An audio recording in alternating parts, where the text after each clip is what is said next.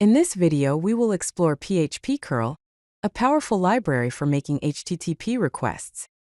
We will discuss the basics of using cURL to transfer data with URLs.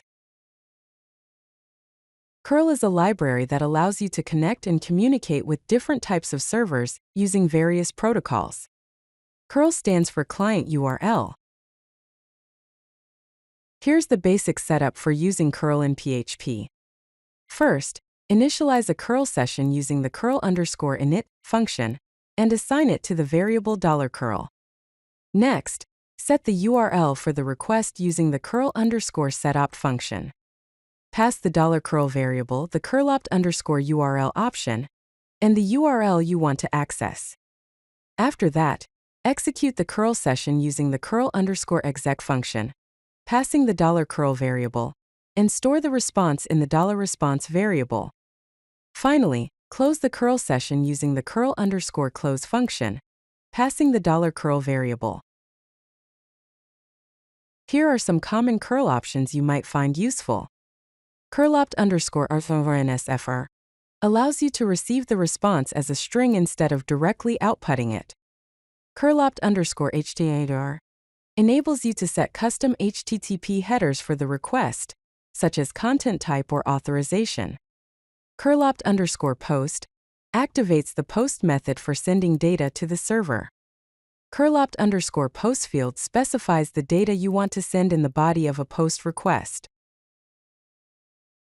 Let's look at a GET request example. First, initialize a cURL session using cURL_init and assign it to the variable $cURL.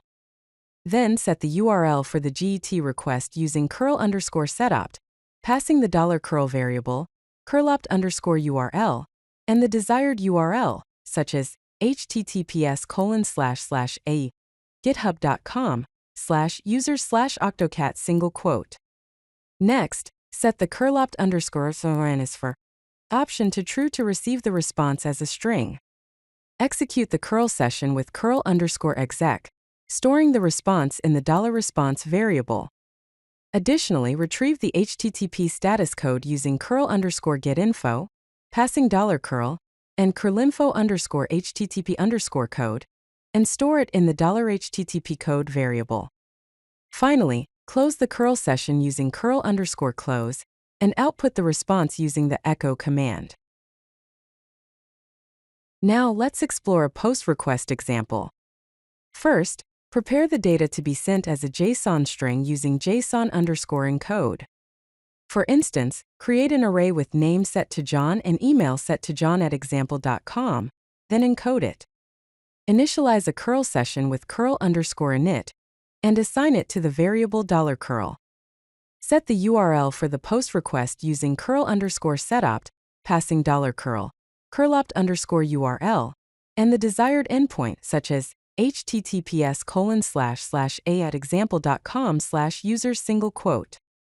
Enable the post method by setting cURL_post to true. Specify the data to be sent in the request body using cURL_setup, with cURL_post fields and the $data variable. Ensure that cURL_NSFR is set to true to capture the response. Execute the cURL session using cURL_exec, storing the response in the $response variable. Finally, close the cURL session using cURL_close. To work with headers and JSON data, first, define an array of headers, such as content type, application/JSON, and authorization, bearer token 123. Use cURL_setup to set the cURL_header option with the $headers array. Additionally, use cURL_setup to set the cURL_post fields option with the $JSON data. To parse a JSON response, use the JSON_decode function, passing the $response and true as parameters, and store the result in the $result variable. For robust error handling, it is essential to check for cURL errors and HTTP status codes. After executing the cURL session with cURL_exec, check for cURL errors using cURL_errno. If an error exists, display the error message using cURL_error. If no curl errors are present, retrieve the HTTP status code using curl_getinfo with curlinfo_http_code. If the HTTP status code is greater than or equal to 400, indicate an HTTP error and display the status code. Finally, close the curl session using curl_close. If you like this video, hit that like button and don't forget to subscribe.